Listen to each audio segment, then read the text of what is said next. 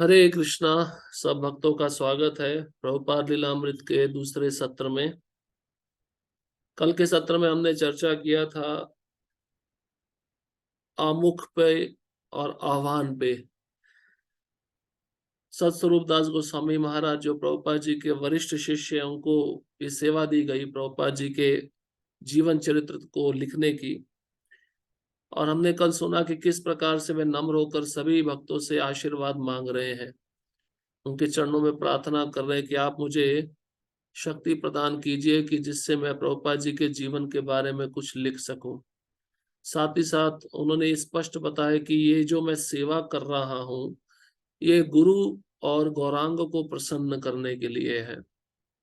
मुझे स्वयं की प्रशंसा नहीं चाहिए, लेकिन मेरे गुरु महाराज की प्रशंसा हो तो मुझे उसमें अधिक लाभ प्राप्त होगा, मैं अधिक प्रसन्न रहूंगा।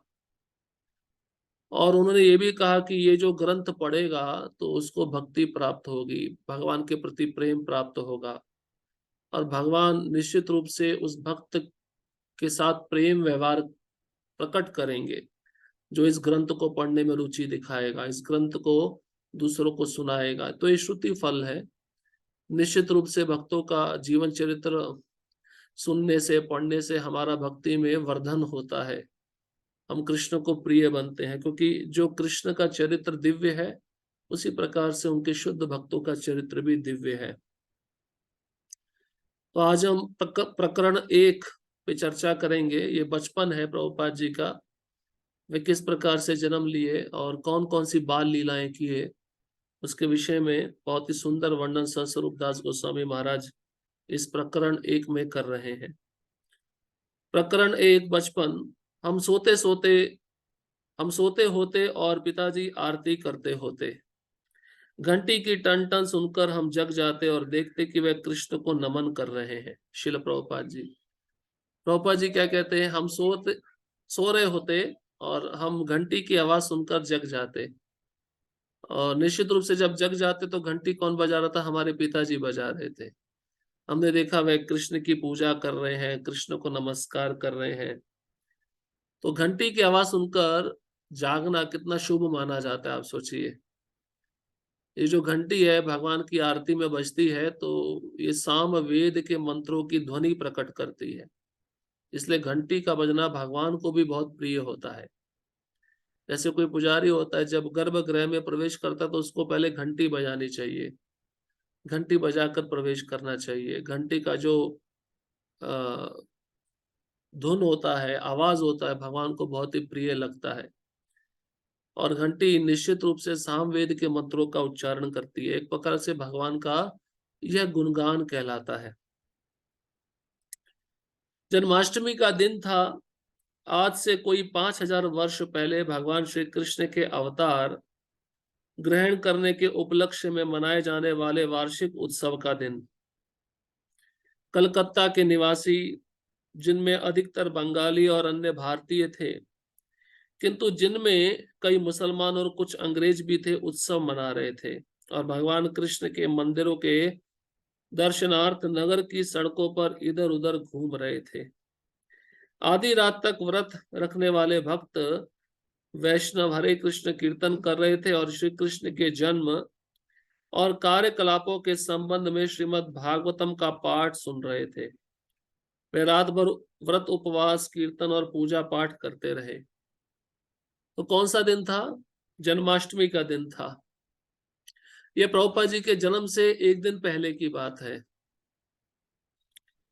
तो जन्माष्टमी के दिन भगवान श्री कृष्ण के प्राकट्य का उत्सव मना रहे थे सभी लोग। कौन कौन मना रहे थे? उस समय तो ब्रिटिश राज्य था, अंग्रेजों का राज्य था। तो कलकत्ता के निवासी, जिनमें बंगाली थे और अन्य भारतीय भी थे और कुछ मुसलमान भी थे और अंग्रेज भी थे, वह भी मिलकर कृष्ण के जन्म का उत्सव मना रहे थे। और मंदिरों में भीड़ लगी थी, मंदिरों में जा जाकर दर्शन कर रहे थे। आधी रात तक व्रत रख रहे थे। आप सभी परिचित हैं, आधी रात तक व्रत रखा जाता है क्योंकि भगवान मध्य रात्रि के समय प्रकट हुए थे। और व्रत के साथ साथ सभी वैष्णवगण कीर्तन कर रहे थे और मुख्य रूप से श्रीमद् भागवतम का पाठ सुन रहे थे। रात भर व्रत उपवास कीर्तन और पूजा पाठ चल रहा था। तो प्रभुपाद जी कहते हैं जन्माष्टमी का दिन जब आता है तो कृष्णा बुक पढ़नी चाहिए। कृष्णा बुक प्रयास करना चाहिए कि पूरी पढ़ी जाए पूरे दिन में। तो प्रभुपाद जी अपने शिष्यों के साथ प्रयत्न करते थे कृष्णा बुक पूरा पढ़ने का, लेकिन पूरी नहीं हो पाती थी। लेकिन प्रभुपाद जी को अपनी पुस्तकें पढ़ने में ही बहुत आनंद आता था। बताया जाता है प्रभुपाद जी जब जन्माष्टमी का दिन आता तो इस कृष्णा बुक को लेकर बैठते पढ़ते, बाकी सब उनके शिष्य थक जाते थे, लेकिन प्रभुपाद जी उत्साह पूर्वक पढ़ते रहते थे, थकते नहीं थे। तो प्रभुपाद जी के शिष्य प्रभुपाद जी को प्रश्न पूछते थे, आपने लिखी हुई किताब आप इतने उत्साह से पढ़ रहे हैं, आपको तो पता है सब कुछ इसमें क्या क्या लिखा है, फिर भी आपके अंदर इतना उत्साह कहाँ से आता है? तब प्रभुपाद जी ने कहा कि ये जो शब्द है ये मैंने नहीं लिखे, ये कृष्ण ने मुझसे लिखवाए हैं, ये दिव्य शब्द है, इसलिए इसको जितना पढ़ो उतना कम है। उतना जो शुद्ध भक्त होता है उन्हीं शब्दों को बारंबार पढ़ के आस्वादन प्राप्त करता है। अगर जन्माष्टमी के दिन आपके साथ कोई नहीं है, कोई भक्त नहीं है, कोई कीर्तन नहीं है, तो आप कृष्णा बुक पूरा दिन भर पढ़ सकते हो। उससे आपको भूख भी नहीं लगेगी, प्यास भी नहीं लगेगी, और आपका व्रत का जो उपवास है बहुत आसानी से निकल जाएगा। दूसरे दिन सितंबर 1, 1896, ये दिन याद रखिए, प्रभुपाद जी का प्राकट्य तिथि 1 सितंबर 1896, 1 सितंबर 1896। कलकत्ता के उपनगर टॉलीगंज के एक छोटे मकान में एक बालक का जन्म हुआ। बालक का जन्म नंदोत्सव के दिन हुआ था, जब कृष्ण के पिता नंद महाराज ने कृष्ण जन्म के उपलक्ष्य में उत्सव मनाया था। इसलिए बालक के चाचा ने उसको नंदूलाल कहकर पुकारा। तो प्रभुपाद जी का पहला नाम क्या पड़ा? नंदूलाल। नंदूलाल क्यों? क्योंकि नंदोत्सव के दिन जन्म हुआ था प्रभुपाद जी का। प्रेम से बोलते हैं ना नंदू, वैसे है नंद महाराज जो कृष्ण के पिता का नाम है, तो प्रेम से बुलाते नंदू, है? नंद का लाला ऐसा बोलते हैं ना, यहाँ पे बोलते हैं नंदू लाल। ये प्रभुपाद जी के चाचा जी ने उनका नाम रखा था, उनके पिता के छोटे भाई थे, उन्होंने इनका नाम नंदूलाल रखा और नंदूलाल के नाम से पुकारते थे। किंतु उसके पिता गौर मोहन डे और उसकी माता रजनी ने उसका नाम अभय चरण रखा। तो क्या नाम रखा? अभय चरण, जिसका अर्थ है जो भगवान कृष्ण के कमलवत चरणों में शरण लेने के कारण निर्भय हो। अभय चरण कृष्ण का एक नाम है, अभय चरण मतलब भगवान कृष्ण के चरणों का जो आश्रय लेता है उसको संसार का भय कभी भी नहीं सताता। बंगाली परंपरा के अनुसार माँ बच्चे के जन्म के लिए अपने माँ बाप के घर गई थी,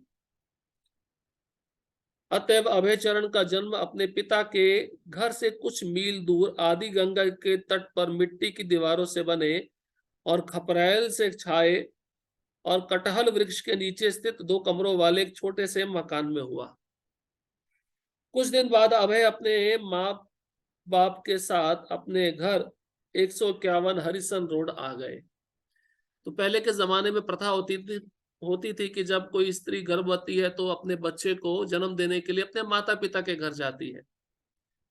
उसी प्रकार से प्रभुपाद जी की जो माँ थी रजनी और उनके पिता का नाम गौर मोहन डे, उनकी माँ कहाँ चली गई? अपने माता पिता के घर चली गई।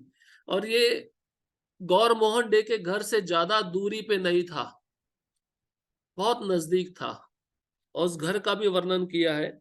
थोड़ा पुराना घर था, मिट्टी की दीवारें थी और कटहल का वृक्ष था। मतलब प्रभुपाद जी का जहां जन्म हुआ वो घर के ऊपर कटहल का वृक्ष था, फनस का वृक्ष था। तो ये जो जमीन है, ये जो जगह है, अभी इस्कॉन ने खरीद ली है।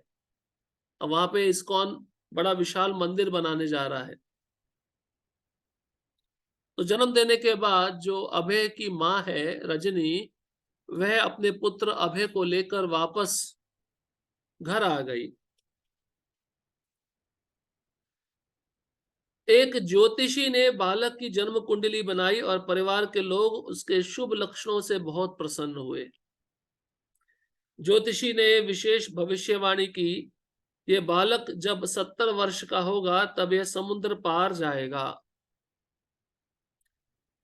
धर्म का महान प्रचारक बनेगा और 108 मंदिरों की स्थापना करेगा। देखिए, भविष्यवाणी पहले ही कर दी गई। तो इसका अर्थ यह है कि जो पहले भविष्यवाणी करने वाले लोग थे कितने सत्य माने जाते थे। कारण क्योंकि उनको कोई लक्ष्मी का, उनको कोई धन का लोभ नहीं होता था।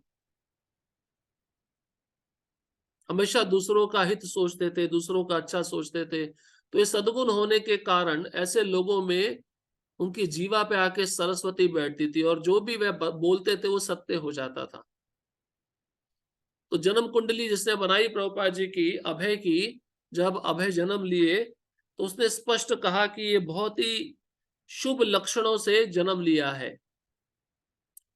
और क्या भविष्यवाणी किया, ये बालक जब 70 साल का होगा तो समुद्र पार जाएगा, 7 समुद्र पार जाएगा और धर्म का महान प्रचारक बनेगा।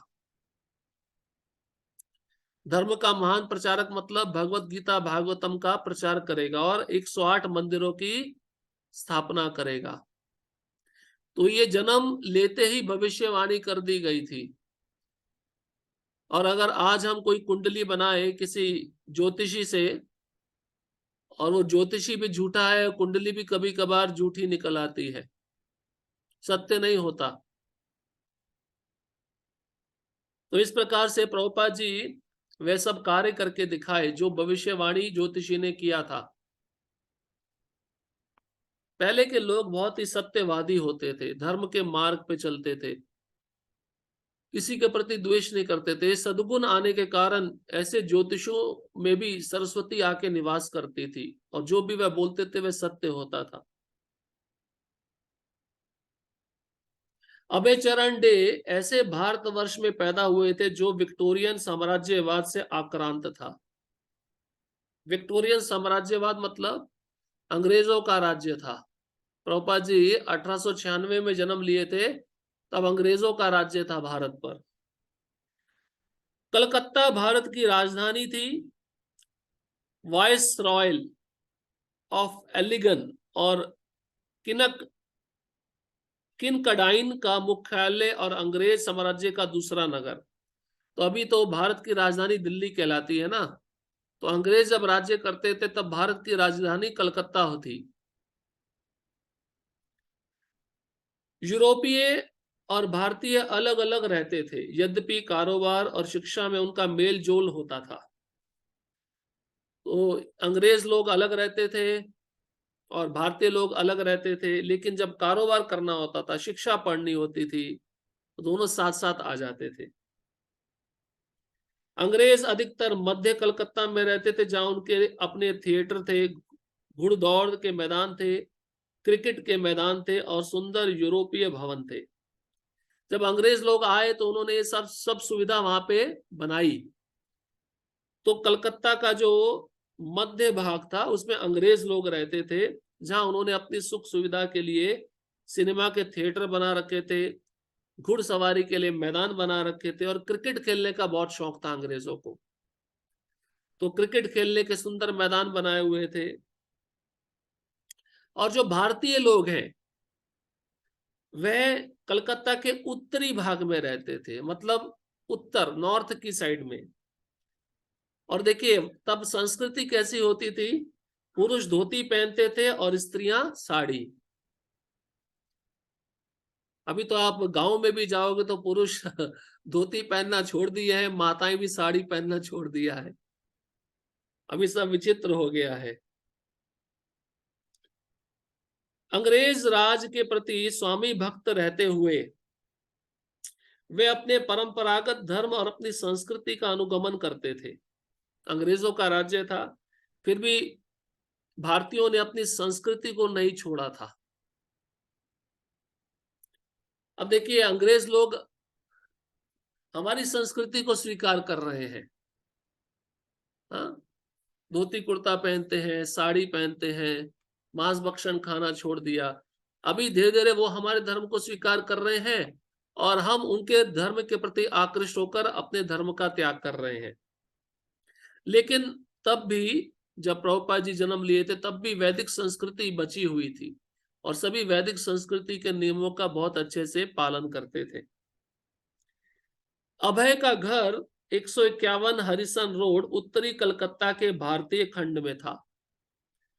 अभय के पिता गौर मोहन डे सामान्य आय वाले एक कपड़े के व्यापारी थे और अभिजात सुवर्ण वणिक संप्रदाय में जन्मे थे।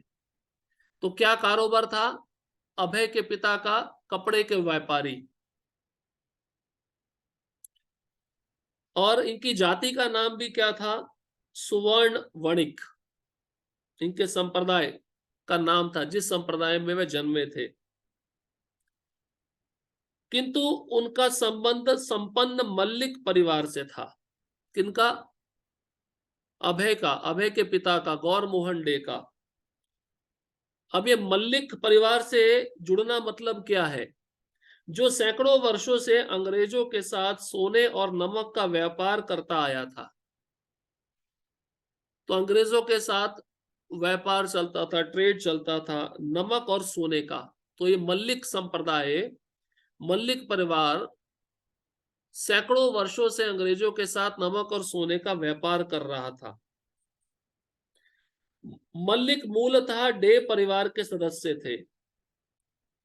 इस गोत्र का संबंध प्राचीन ऋषि गौतम से था। किंतु अंग्रेज पूर्व मुगल काल में एक मुसलमान शासक ने डे परिवार की एक संपन्न और प्रभावशाली शाखा को मल्लिक की उपाधि से सम्मानित कर दिया था। तो ये मल्लिक शब्द कहां से आया, किसने दिया?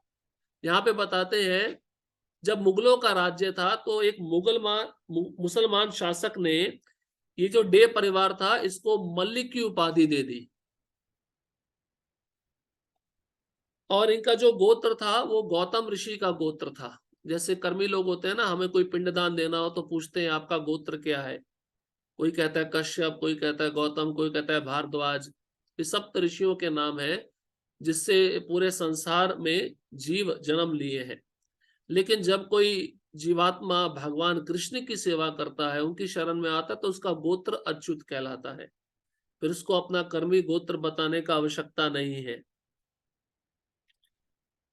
तत्पश्चात कई पीढ़ियों के बाद डे परिवार की कन्या के विवाह मलिक परिवार में हुआ और तब से दोनों परिवार एक दूसरे के बहुत निकट बने रहे। तो डे परिवार मल्लिक परिवार कैसे पास पास आए, कैसे नजदीक आए? तो डे परिवार की एक लड़की, उसका विवाह मल्लिक परिवार में किया गया और इस तरह से दोनों का संबंध घनिष्ठ हो गया। हरिसन रोड की दोनों ओर की संपत्तियों का पूरा खंड लोकनाथ मल्लिक का था और इनमें एक 3 मंजिले मकान के कुछ कमरों में गौर मोहन अपने परिवार के साथ रहते थे। उनके निवास के सामने सड़क के पार राधा गोविंद का एक मंदिर था। तो जहां गौर मोहन डे रहते थे, सड़क के उस पार एक बहुत सुंदर मंदिर था राधा गोविंद देव जी का, जहां गत 150 वर्षों से मल्लिक लोग राधा कृष्ण के श्री विग्रह की पूजा अर्चना करते आए थे। तो 150 सालों से मल्लिक परिवार के लोगों ने ही राधा कृष्ण के पूजा अर्चना विग्रह के जो सामग्री लगती है, खर्चा लगता है, ये परिवार संभालता था। मल्लिक परिवार कितने 150 सालों से ये एक संप्रदाय है, मल्लिक संप्रदाय। और मल्लिकों की कई दुकानों की आय से श्री विग्रह और उनकी पूजा अर्चना करने वाले पुजारियों का खर्च चलता था। तो इससे पता चलता है कि जो गृहस्थ लोग रहते थे, श्रद्धालु थे भगवान के प्रति, एक विशेष प्रकार के संप्रदाय में रहकर सब मिलकर भगवान के विग्रह की आराधना का जिम्मेदारी उठाते थे। अब एक परिवार है, वो कहेगा आज मैं इस दिन की पूरी सेवा करता हूं, या एक परिवार है वह कहेगा मैं शारीरिक रूप से आज भगवान की जितनी भी आरती है वो करता हूं। तो सारा दायित्व इन मल्लिक परिवारों के ऊपर था, क्योंकि इनके पास बहुत सारी दुकानें थी और भगवान के सेवा का खर्च ये उठा सकते थे। हर प्रातः काल जलपान के पूर्व मल्लिक परिवार के सदस्य राधा गोविंद के श्री विग्रहों का दर्शन करने मंदिर में जाते थे। तो एक नियम बना रखा था मल्लिक परिवार के लोगों ने कि नाश्ता करने से पहले हम सबसे पहले भगवान राधा गोविंद का दर्शन करने जाएंगे। हमें भी एक संकल्प लेना चाहिए, जब तक 16 माला नहीं होता तब तक हम प्रसाद नहीं खाएंगे।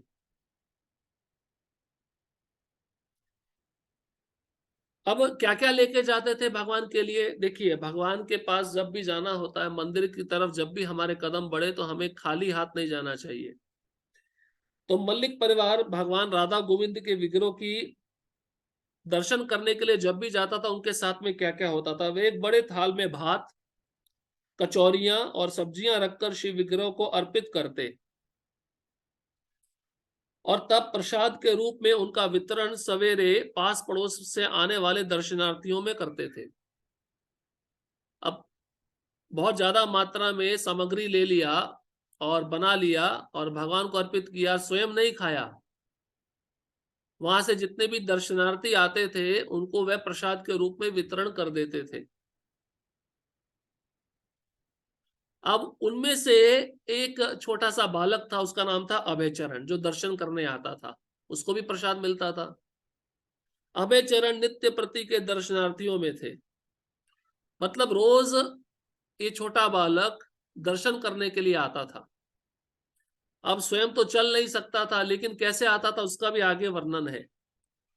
साथ में उनकी माता होती, पिता होते या नौकर होता। आप सोचिए, उस समय प्रभुपाद जी को संभालने के लिए नौकर रखा गया था, कितना संपन्न परिवार होगा। अब शिल प्रभुपाद जी स्वयं कह रहे हैं, क्योंकि वे याद करते थे अपने बचपन के दिन। शिल प्रभुपाद जी कहते हैं, मैं सिद्धेश्वर मल्लिक के साथ ही एक बच्चा गाड़ी में सवारी करता। बच्चा गाड़ी जानते हैं? एक बच्चे के लिए छोटी सी गाड़ी होती है। तो एक मित्र थे, वो भी छोटा बालक था, दोनों पास पास में जन्मे होंगे। तो अभय के जो मित्र थे, उनका नाम था सिद्धेश्वर मलिक। अब नौकर क्या करता, दोनों को बच्चा गाड़ी में बिठा देता। वह मुझे मोती कहता और उसका उपनाम सुबुद्धि था। तो प्रभुपाद जी का एक और नाम पड़ गया, मोती। नाम याद रखते रहिए, पहला नाम नंदूलाल, तो दूसरा नाम अभय, तीसरा नाम मोती। और उपनाम मतलब उसका सरनेम था सुबुद्धि। नौकर हम दोनों को साथ साथ चलाता। यदि किसी दिन मेरा यह मित्र मुझे ना देखता तो वह पागल हो उठता। वह बच्चा गाड़ी में मेरे बिना सवारी ना करता, हम एक क्षण के लिए भी अलग ना होते। कैसी मित्रता थी देखिए। अब सिद्धेश्वर मलिक जो प्रभुपाद जी के मित्र हैं, वो भी छोटे हैं। अगर प्रभुपाद जी को ना देखे, अभय को नहीं दिखते, तो वह पागल हो जाता। और वह बच्चा गाड़ी में जब तक मैं नहीं बैठूंगा तब तक वो भी बैठता नहीं था। और प्रभुपाद जी लिखते हैं कि हम एक क्षण के लिए भी अलग नहीं होते थे। कितनी गहरी मित्रता थी, आप सोचिए। अब वह नौकर बच्चा गाड़ी में बैठाकर दोनों को कैसे दर्शन करवाने के लिए लेके जाता था, उसका वर्णन हो रहा है। जब नौकर बच्चा गाड़ी को साइकिलों और भाड़े की घोड़ा गाड़ियों से बचाता हुआ विस्तृत हरिसन रोड के बीचों बीच धकेलता, उस समय गाड़ी में बैठे दोनों बच्चे ऊपर के स्वच्छ निर्मल आकाश और आर पार के ऊंचे वृक्षों पर दृष्टि गड़ाए रहते। तो स्वाभाविक सी बात है, उस समय टैक्सी नहीं चलती थी, बहुत कम रहती थी टैक्सी, घोड़ा गाड़ी चलती थी। घोड़े गाड़ी में बैठकर व्यक्ति एक स्थान से दूसरे स्थान में जाता था और बड़े बड़े वृक्ष थे। तो ये दोनों बच्चे वृक्षों की तरफ देखते, आकाश की तरफ देखते, और वह नौकर उस बच्चा गाड़ी को उसी रोड के बीचों बीच धकेलता। सड़क पर चक्कर खाती बड़ी पहियों वाली घोड़ा गाड़ियों के दृश्य और उनसे पैदा होने वाली आवाज दोनों बच्चों का मुग्ध ध्यान बरबस अपनी ओर खींच लेती। तो घोड़ा गाड़ी चलती है तो आवाज आती है, कुछ घोड़ों के टापों की आवाज भी आती है। दोनों बच्चे देखते थे ये आवाज कहां से आ रही है। एक बच्चे का नाम था मोती और दूसरे का नाम था सुबुद्धि। नौकर गाड़ी को राधा कृष्ण मंदिर के चारों ओर निर्मित लाल बलुए पत्थर में बने मेहराबदार फाटक की ओर ले चलता, और जब अभय और उनका मित्र अलंकृत धातु वाले मेहराब के नीचे से मंदिर के आंगन में प्रविष्ट होते तो वे अपने बहुत ऊपर दो प्रस्तर सिंहों को देखते, जो अपने दाहिने पंजे आगे को फैलाए हुए मंदिर के आंगन के आह्वानकर्ता और संरक्षक की तरह स्थित थे। अब ये दोनों जब मंदिर में प्रवेश कर रहे हैं तो सबसे पहले नजर अभय की कहां पड़ती है? दो सिंह बैठे हैं जिन्होंने अपना पांव आगे की तरफ बढ़ाया हुआ है।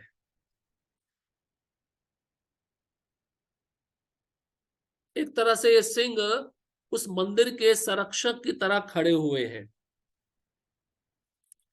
अब आंगन के अंदर प्रवेश करके जो आंगन का अंदर का मार्ग था वो वृत्ताकार था, मतलब गोलाकार था, और अंडाकार लाउन पर गैस की बत्तियों वाले दीप स्तंभ लगे थे। अभी तो ये प्रथा थोड़ी कम हो गई। पहले के राजा महाराजा जब मंदिर बनाते थे तो दीप स्तंभ लगाते थे। वैदिक संस्कृति में दीप का बहुत महत्व है। मंदिरों में रोज शाम को नित्य नियम से दीप जलता था, और यहां तक कि वृंदावन में जितने मंदिर थे उन मंदिरों के शिखरों के ऊपर भी दीप लगाया जाता था। परिधान युक्त एक युवती की प्रतिमा भी वहां खड़ी थी। हाँ, एक स्टैचू था स्त्री का और उसने वस्त्र पहने हुए थे।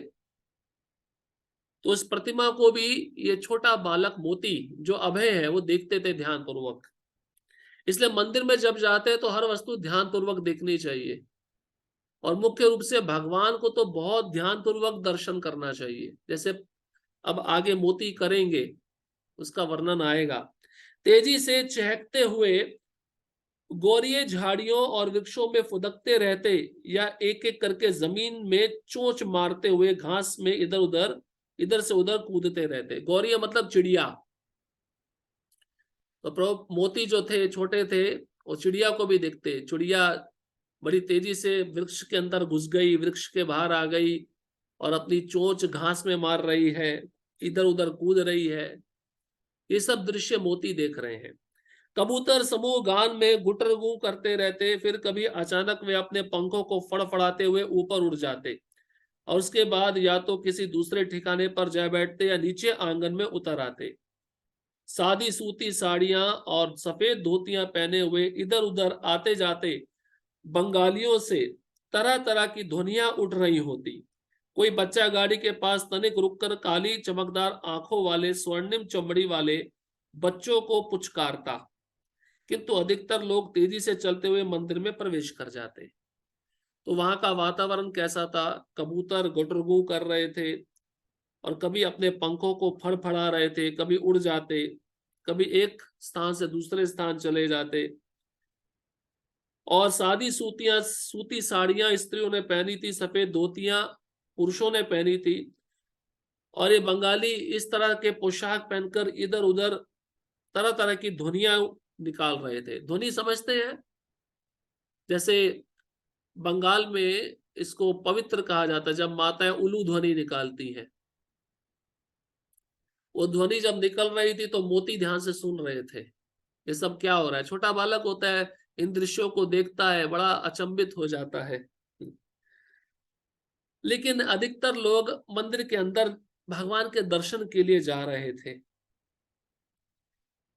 अंदर के आंगन की ओर जाने वाले भारी दोहरे किवाड़ खुले थे।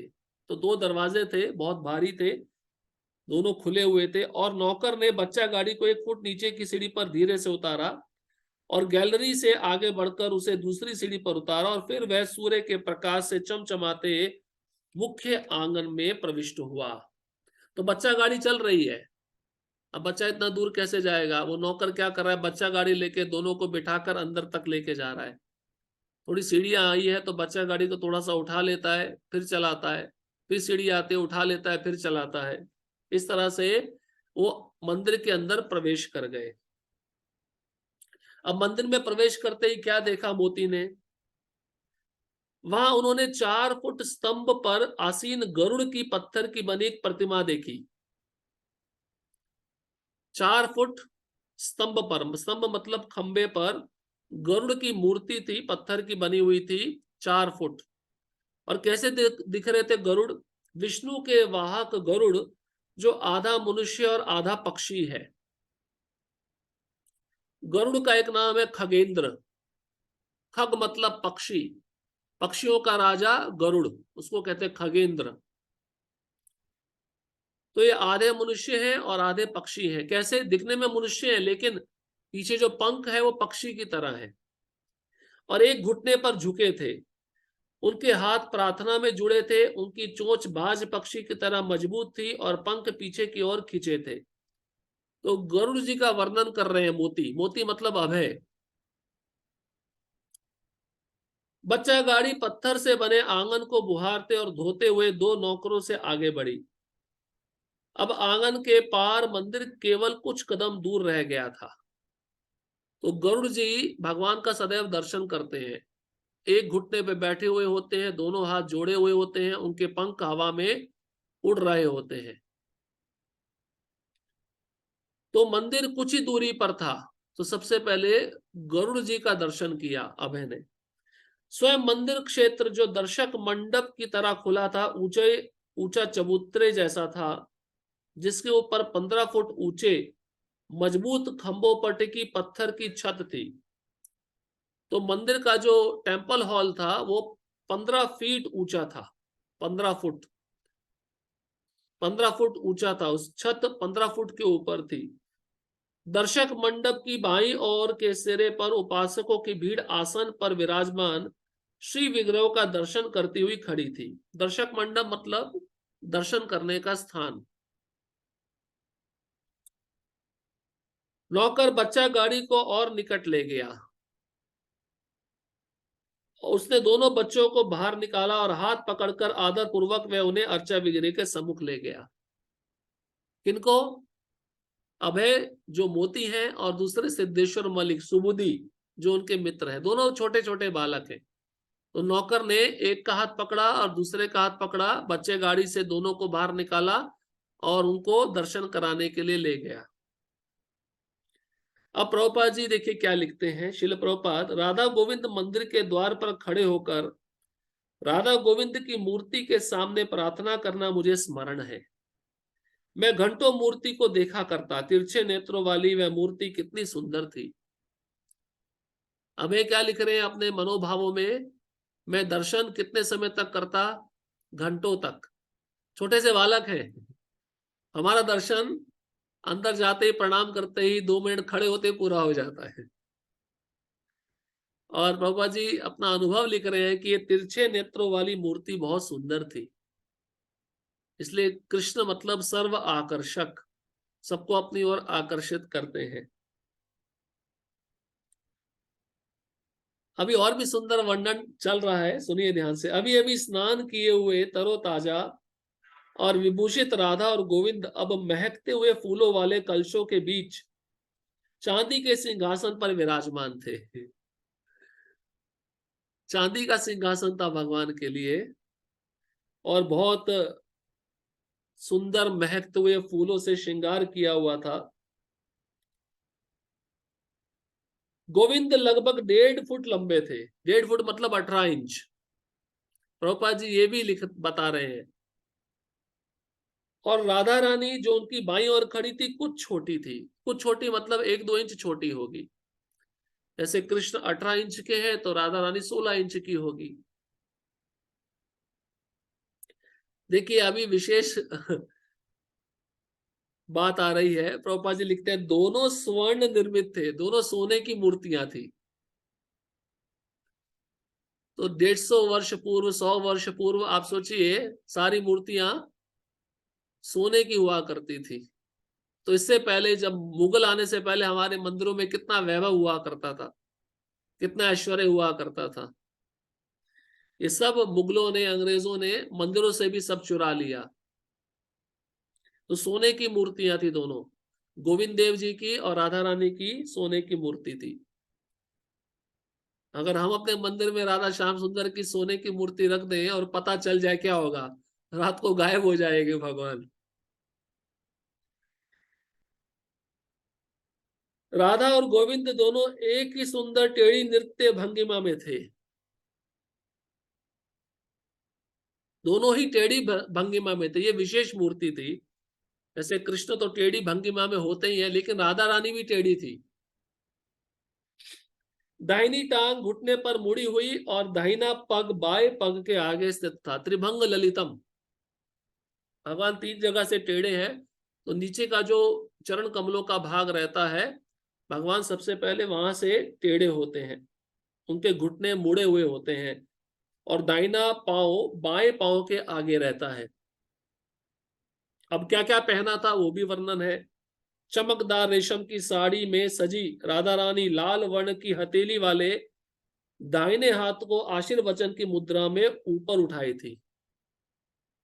ऐसे ऐसे आशीर्वाद दे रही थी राधा रानी, और रेशम की साड़ी पहनी थी, और राधा रानी के हाथ लाल थे, और सबको आशीर्वाद दे रही थी।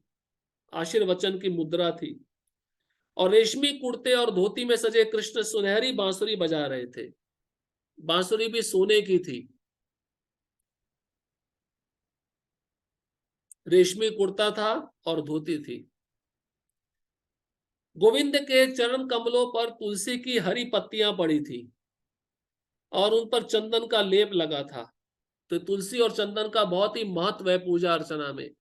अगर कोई पुजारी श्रृंगार पूरा कर लेता और अंत में भगवान के चरणों में तुलसी और चंदन अर्पित नहीं करता, तो उसकी सारी पूजा व्यर्थ है, चाहे उसने कितना सुंदर श्रृंगार क्यों ना किया हो, सारे विधि विधानों का पालन क्यों ना किया हो।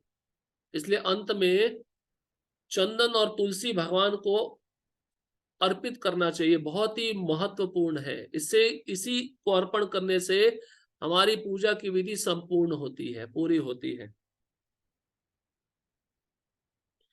दोनों श्री वरों के गलों से रात्रि में खिलने वाली मालती के फूलों की कितनी ही मालाएं लटक रही थी। तो राधा रानी और गोविंद के गले में बहुत ही सुगंधित पुष्प होता है, मालती पुष्प। और मालती पुष्पों की माला बहुत सारी दोनों के गले में थी और बहुत सुगंध आ रही थी, और जो लगभग उनके चरण कमलों तक पहुंचती थी। तो माला कितनी लंबी थी पुष्पों की? चरण कमलों तक थी। गले से लेकर चरण कमल तक कितनी लंबी माला थी। तूरी सरीखे पुष्प उनके दैवी शरीर को कोमलता से आच्छादित किए हुए थे। सोने मोती और हीरे से बने उनके कंठमाल चमचमा रहे थे। अब अलंकार भी होंगे। हम तो ज्वेलरी यूज करते हैं भगवान के लिए, आर्टिफिशियल, कृत्रिम, पॉलिश वाली, लेकिन यहाँ पे बताते सोना मोती और हीरे के अलंकार थे भगवान के, वो पहनाया हुआ था भगवान को। इसका मतलब उस समय चोरी का कोई डर नहीं रहता था। समाज में सभी जाति के लोग संतुष्ट रहते थे, किसी को किसी वस्तु का अभाव नहीं था। जब किसी वस्तु का अभाव नहीं रहता तो चोरी कोई करता नहीं ना। जब कोई अभाव रहेगा तभी तो चोरी करेगा। राधा रानी के बाजूबंद सोने के थे।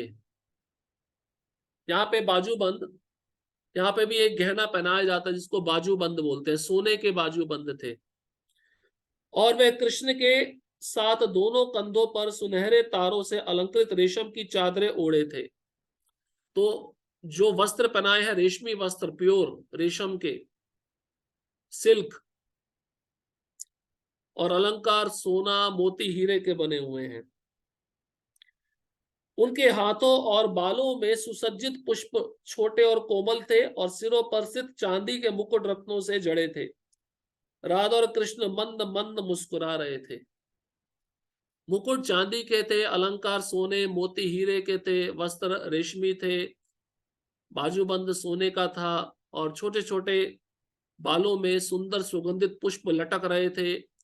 गले से लेकर चरण कमलों तक मालती पुष्पों की सुगंधित माला थी, और दोनों बहुत ही मंद मंद मुस्कुरा रहे थे। ये सुंदर वर्णन किया है। तो इसको सुनकर हमें भगवान के रूप का ध्यान करना चाहिए। इसी को ध्यान कहते हैं। सुंदर वस्त्रों में सजे रजत वितान के नीचे पुष्पों से आवृत चांदी के सिंहासन पर नृत्य की मुद्रा में विराजमान वह अभय को अत्यंत आकर्षक लगे। तो अभय को बहुत दोनों विग्रह राधा रानी गोविंद देव पसंद आए, आकर्षक लगे, इसलिए अभय इनको घंटों तक देखते रहते। उनका ध्यान कहीं और जाता नहीं था। हरिसन रोड और इसके इधर उधर का जीवन विस्मृत हो गया। अपना अनुभव अभय बताते हैं, जब मैं राधा गोविंद को देखता तो उस रोड पे कौन आ रहा है, कौन जा रहा है, मैं भूल जाता था। मतलब बाहर का जगत को मैं भूल जाता था जब उन दोनों को देखता था। तो देखना तो ऐसे देखना चाहिए कि बाहर के जगत में क्या हो रहा है, हमें कोई फर्क नहीं पड़ना चाहिए। आंगन में पक्षी कलरव करते रहे, दर्शनार्थी आते और जाते रहे, किंतु अभय मौन खड़े रहे। वे परम ईश्वर श्री कृष्ण और उनकी नित्य सहवासिनी राधा रानी के सुंदर रूपों के अवलोकन में भाव विभोर थे। ये होता है शुद्ध भक्त का दर्शन। शुद्ध भक्त कैसे भगवान का दर्शन करता है, इसका वर्णन किया जा रहा है, जिसको चिन्मय दर्शन भी कहते हैं शास्त्र की दृष्टि के अनुसार। चिन्मय मतलब वो उनको मूर्ति नहीं दिखती, वो उनको पत्थर नहीं दिखता, वो उनको भगवान दिखते हैं मुस्कुराते हुए। इसलिए भक्त उनको देखता रहता है, निहारता रहता है, और उनके रूप को निहारते हुए उस रूप को अपने मन में बिठा लेता है और फिर उसका चिंतन करता है। इसलिए भगवान के जो आंखें हैं ना, बहुत विशेष है। इसलिए वृंदावन के कई मंदिरों में आपने देखा होगा, आपको लगातार दर्शन करने नहीं देंगे, बार बार पर्दा लगा देंगे। क्योंकि अगर कोई ऐसा शुद्ध भक्त आ गया, उसने भगवान के साथ आंखें मिला ली, तो भगवान उसके साथ चल देंगे।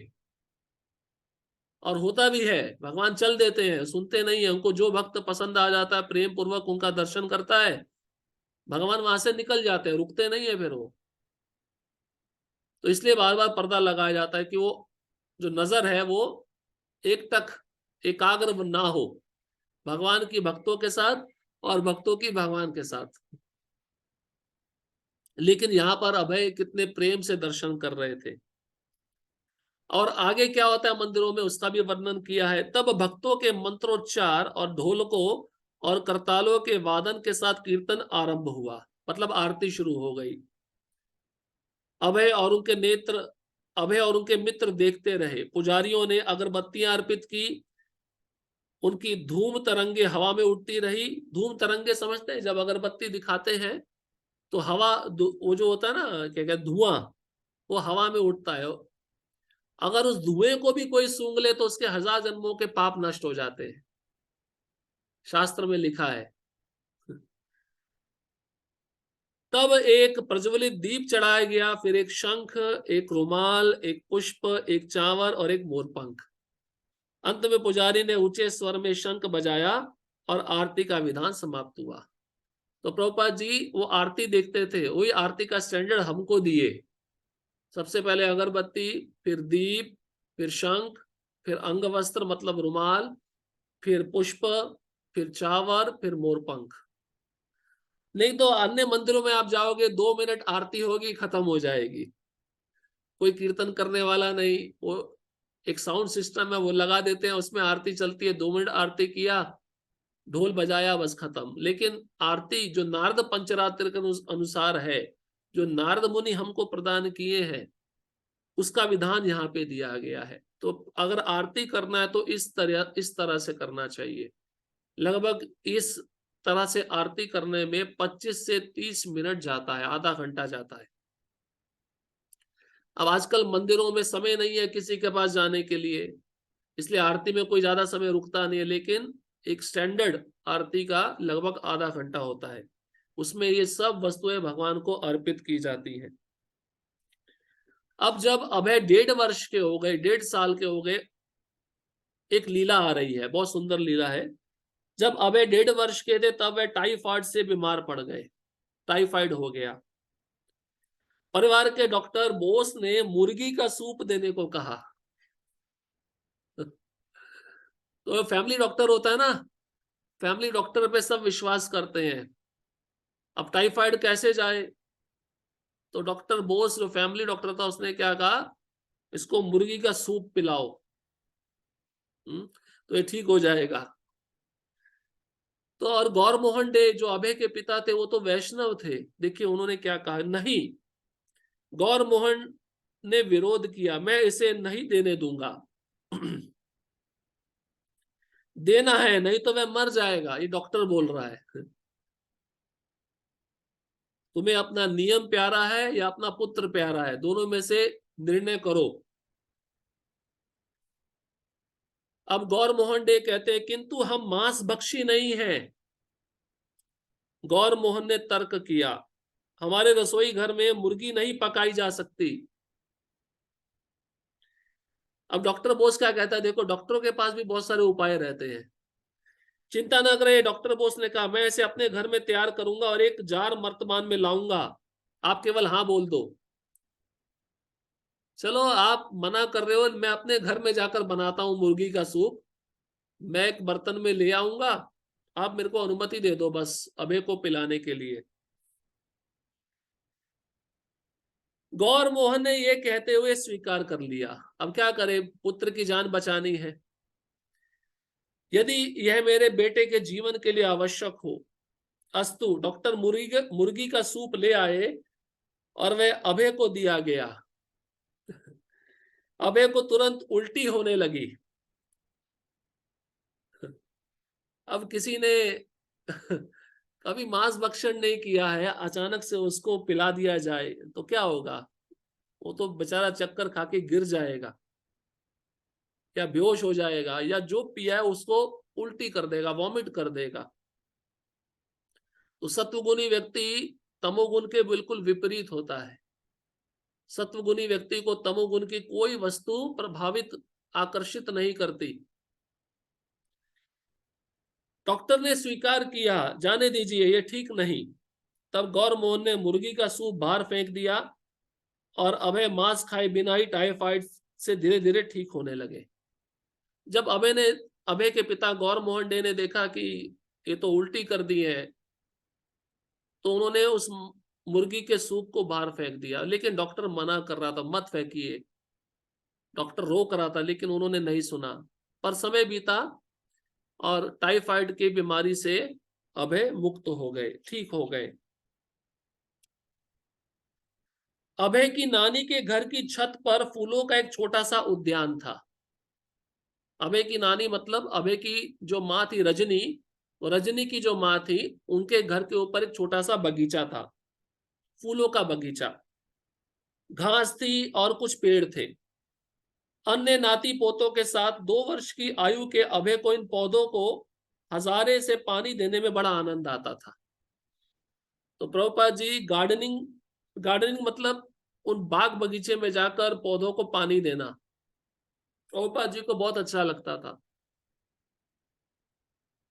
प्रभुपाद जी को आनंद आता था पानी देने में। किंतु उनकी विशेष प्रवृत्ति उन पौधों के बीच अकेले बैठने की थी। वे एक बढ़िया झाड़ी खोज लेते और वहां अपने बैठने का स्थान बना लेते। तो कभी कभार देखा है ना, बच्चा कुछ एकांत चाहता है, शांत जगह चाहता है, तो उसी बगीचे में छोटी सी जगह बना के वो बैठ जाते। एक हादसा हुआ अभय के साथ जब वो 3 साल के थे। एक दिन जब अभय 3 साल के थे, वे घातक अग्निकांड से बार बार बच गए। वे अपने घर के सामने दिया सलाई की तीलियों से खेल रहे थे कि उनके कपड़े में आग लग गई। अचानक एक आदमी वहां पहुंच गया और उसने आग बुझा दी। अभय बच गए, यद्यपि उनके पैर पर एक दाग रह गया। हाँ, तो बच्चे होते हैं छोटे, मैच स्टिक होता है ना, तीली लेके बार बार रगड़ते हैं। अचानक से चिंगारी उत्पन्न हुई और अभय के कपड़ों में लग गई, और अभय के कपड़ों में लगने के बाद अचानक से एक आदमी आया, उसने उस अग्नि को बुझा दिया। अभय बच गए, लेकिन उस अग्नि के कारण अभय के पांव में एक दाग लग गया। इसलिए बच्चे का देख रेख माँ बहुत सतर्कता पूर्वक करती है कि बच्चा कहीं अग्नि से तो नहीं खेल रहा, बच्चा कहीं ऐसे चाकू को तो नहीं पकड़ लिया जो उसको हानि पहुंचा दे। सन 1900 ईस्वी में जब अभय 4 वर्ष के थे, कलकत्ता में बड़े जोर का प्लेग फैला। एक बीमारी है, उस समय इस बीमारी का इलाज नहीं था, प्लेग बीमारी। दर्जनों व्यक्ति हर दिन मरने लगे और हजारों ने शहर छोड़ दिया। जब प्लेग रोकने का कोई उपाय नहीं रह गया, तब एक बाबा जी ने सारे कलकत्ता में हरे कृष्ण संकीर्तन का आयोजन किया। तो प्लेग को भगाने का कोई उपाय नहीं मिल पा रहा था, बहुत सारे लोग मर रहे थे, कई लोग शहर छोड़ के जा रहे थे। तो हरे कृष्ण कीर्तन आयोजन किया गया। धर्म का विचार न कर हिंदू, मुसलमान, ईसाई, पारसी सभी उसमें सम्मिलित हुए और दल बनाकर वह गली गली और द्वार द्वार हरे कृष्णा कृष्णा कृष्णा हरे हरे, हरे राम राम राम हरे हरे गाते हुए घूमते रहे।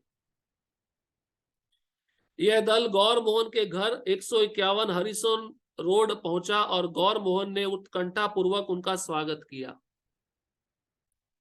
यद्यपि तब अभय छोटे बच्चे थे और उनका सिर मुश्किल से संकीर्तनियों के घुटनों तक पहुंचता था, फिर भी वे उनके नाच गान में शामिल हो गए। उसके बाद कुछ समय बाद ही प्लेग शांत हो गया। देखिए, वो बाबा जी जो थे जानते थे कि ये जो बीमारी आई है इसको नष्ट करने का एक ही उपाय है कि सभी मिलकर क्या करें, हरिनाम संकीर्तन करें। तो उन्होंने आयोजन किया और इस आयोजन में हर एक जाति का व्यक्ति, हर एक धर्म का व्यक्ति सम्मिलित हुआ। मुसलमान, ईसाई, पारसी, हिंदू, सबने नाचते हुए गाते हुए इस हरि नाम का कीर्तन किया। और कहते हैं ये दल कीर्तन करते करते गौर मोहन डे के घर पहुंचा, और गौर मोहन डे जो अभय के पिता हैं, उन्होंने बड़े प्रेम पूर्वक, हर्ष पूर्वक स्वागत किया। उस समय अभय 4 साल के थे। उनका जो हाइट है अभय का, उस संकीर्तन करने वालों के घुटनों तक आ रहा था, छोटे से थे। उसमें अभय भी शामिल हो गए, नाचने लगे, गाने लगे। और जब ये सब हुआ तो प्लेग शांत हो गया, मतलब बीमारी खत्म हो गई। इसलिए हमें विश्वास होना चाहिए हरि नाम पे। अगर आप दवाई भी लेते हो तो उन औषधियों के जो भगवान है वो धन्वंतरी भगवान है। आपने सुना होगा धन्वंतरी जो समुद्र मंथन से प्रकट हुए थे। तो अगर आप औषधि लेने से पहले भी मंत्र का उच्चारण किया जाता है, मंत्र का उच्चारण अच्छे से करेंगे तभी औषधि काम करती है। लेकिन अभी हमें तो कोई मंत्र आता नहीं है, इसलिए हमें महामंत्र बोलना चाहिए। हम कोई भी औषधि लेते हैं, अब आप बाहर गए हो, बीमार हो गए, डॉक्टर से दवाई लेके आए हो, दवाई जो आप ले रहे हो वो लेने से पहले महामंत्र का उच्चारण करो 3 बार। वो दवाई आपको कोई नुकसान नहीं करेगी और उस दवाई का जल्दी असर होगा और आप जल्दी ठीक हो जाओगे। ये श्रद्धा की बात है। अब कोई श्रद्धा नहीं रखता है तो उसके लिए कार्य सफल नहीं होगा। वो जो संत थे, बाबा जी थे, उनमें श्रद्धा थी हरि नाम के प्रति। जैसे कई भक्त कहते हैं ना, सूखा पड़ रहा है, बारिश नहीं हो रही है, तो कीर्तन करो। अब जिनकी श्रद्धा नहीं है वो कीर्तन कर रहे हैं तो बारिश नहीं होगी, तो उनका श्रद्धा और कम हो जाएगा। जिनका पूर्ण श्रद्धा है कि इस संकीर्तन यज्ञ करने से सभी अभाव नष्ट हो जाते हैं, तो जब श्रद्धा के साथ नाम कीर्तन किया जाता है उसका प्रभाव और भी ज्यादा शक्तिशाली होता है। इसलिए नाम का आश्रय लेना चाहिए। नाम बिना किछु नाई कार 14 भुवन माझे, भक्ति विनोद ठाकुर कहते हैं। ये नाम के बिना 14 भुवन में कुछ नहीं है। ये हमारे अंतिम समय में हमारी जीवा पे नाम आना चाहिए। नाम आ गया, हमने उच्चारण कर लिया तो हमारा भगवत धाम जाना निश्चित होगा। भगवान हमको लेकर जाएंगे। तो इस प्रकार से ये बहुत बड़ी बीमारी थी, उसका कोई इलाज नहीं था, लेकिन हरि नाम के द्वारा इस बीमारी का इलाज किया गया। गौर मोहन विशुद्ध वैष्णव थे और उन्होंने अपने पुत्र का पालन पोषण कृष्ण भावनामृत के लिए किया। देखिए, अभय के जो पिता थे ना, वो चाहते थे कि मेरा पुत्र वैष्णव बने। वो ये नहीं चाहते थे कि बड़ा होके बैरिस्टर बने, बाहर पढ़ने जाए। ये गौर मोहन डे को अच्छा नहीं लगता था।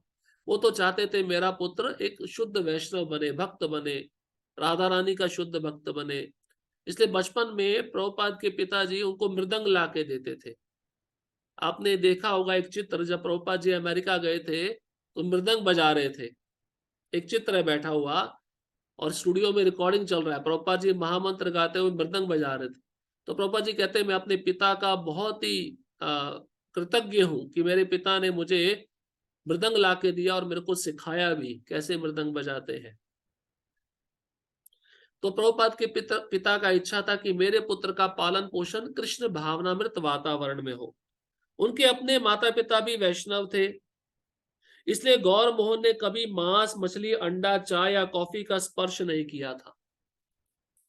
तो वैष्णव माता पिता होने का ये लाभ होता है, बच्चे को तुरंत भक्ति प्राप्त हो जाती है, क्योंकि बच्चा क्या देखता है, जो माता पिता कर रहे हैं उसी को देखता है। माता पिता अभी रोज सुबह जल्दी उठ रहे हैं, मंगल आरती जा रहे हैं और भगवान को आरती दिखा रहे हैं, भगवान को भोग अर्पित कर रहे हैं, प्रसाद ले रहे हैं, ये सब क्रियाएं बच्चा देखता है और सीखता है, इसलिए भक्ति उसको जल्दी प्राप्त हो जाती है। प्रभुपाद जी भगवत गीता के एक तात्पर्य में लिखते हैं, मैं और मेरे गुरु महाराज हम दोनों वैष्णव कुल में जन्मे हैं।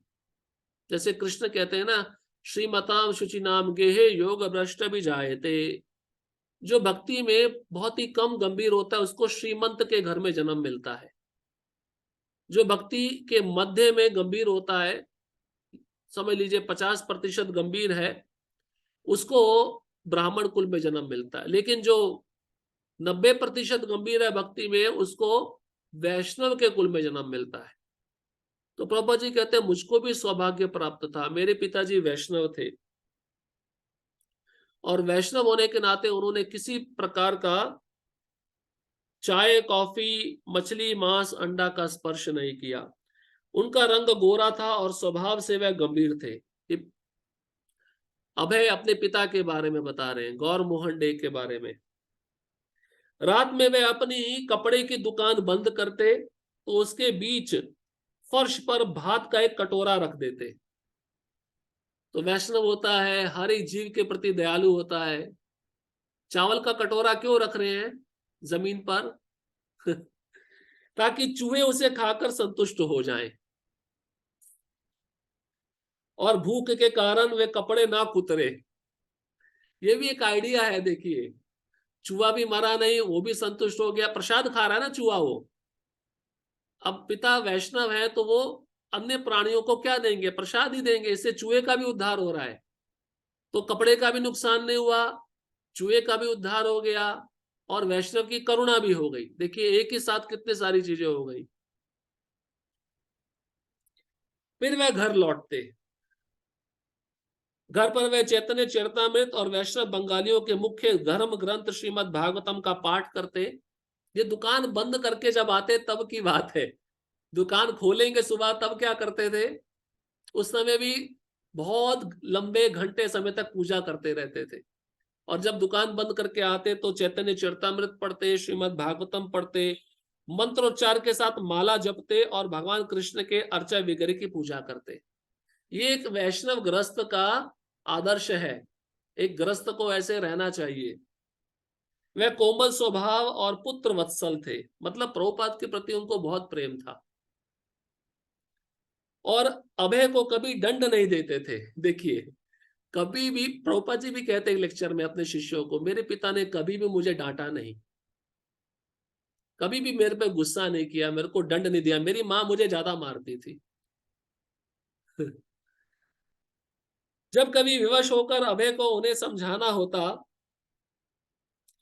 तो पहले वे क्षमा याचना करते थे, तुम मेरे पुत्र। देखिए आदर्श, देखिए अब बच्चा कोई जिद कर रहा है, समझाना है, तो कैसे समझाते? पहले क्षमा मांगते थे। एक पिता अपने पुत्र को क्षमा मांग रहा है, तुम मेरे पुत्र हो इसलिए मेरा तुम्हें समझाना आवश्यक है, ये मेरा कर्तव्य है। चैतन्य महाप्रभु के पिताजी भी उन्हें ताड़ना देते थे, इसलिए बुरा ना मानना। मतलब प्रेम से समझाते थे। कोई गलती कर दे अभय तो गुस्सा नहीं करते थे, प्रेम से समझाते थे। प्रेम से समझाने से बच्चा जल्दी समझता है, गुस्सा करने पर शायद रूठ कर दूर चला जाए। इतने वत्सल थे, पुत्र के प्रति बहुत प्रेम करते थे। वो जानते थे इसको मैं वैष्णव बनाऊंगा और मुझे इस पे क्रोध नहीं करना है।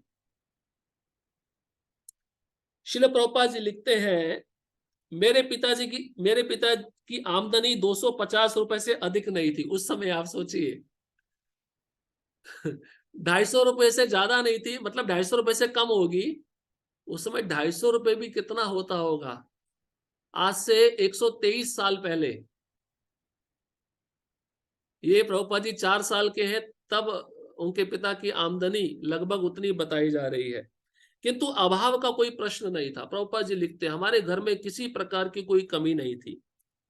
आम के मौसम में जब हम बच्चे थे, हम खेलते हुए घर में दौड़ते फिरते और इस दौड़ भाग में हम आम झपट लेते। दिन भर हम आम खाते रहते, हमें यह सोचने की जरूरत ना होती क्या मैं एक आम ले सकता हूं।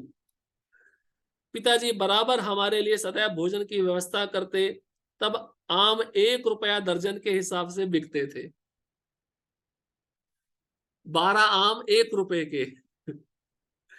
प्रभुपाद जी कहते मुझे आम बहुत पसंद थे, मैं आम खाता रहता था, घर में दौड़ता फिरता, भूख लगती आम उठा के खा लेता था।